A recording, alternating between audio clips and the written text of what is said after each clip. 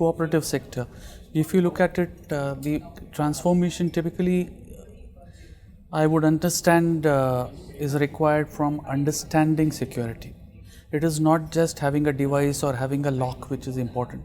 It's more pertinent to ensure that users are aware that security is as strong as the weakest link. We should also ensure that appropriate trainings are imparted both at the ground root level as well as throughout the hierarchy.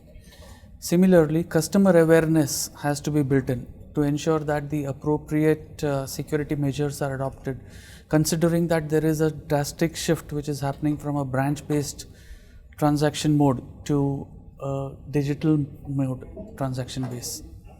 With the transaction base shifting towards the digital form, it is very imperative that the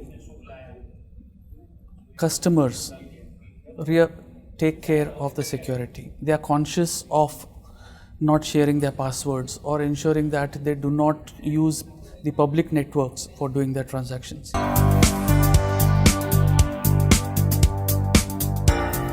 The way the cooperative banks are adopting the digital payments, so far the trend has been the handheld devices are not so much used for the payments, though there has been a lot of pressure from the NPCI or from the regulators that we have to promote the digital devices on the handheld devices, the digital payments on the handheld devices.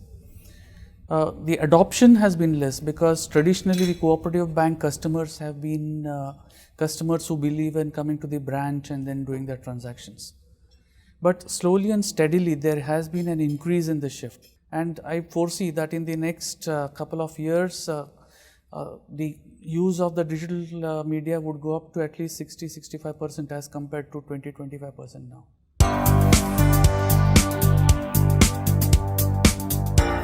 This mainly they should focus on creating awareness amongst the users, creating awareness amongst the top management, creating awareness amongst the customers, because all three put together will constitute the transaction base. It is not just saying that, I put a firewall, I put an IDS, IPS and I'm secure. It is also not true that if it has happened somewhere else, it cannot happen to me. So there should not be a sense of complacency.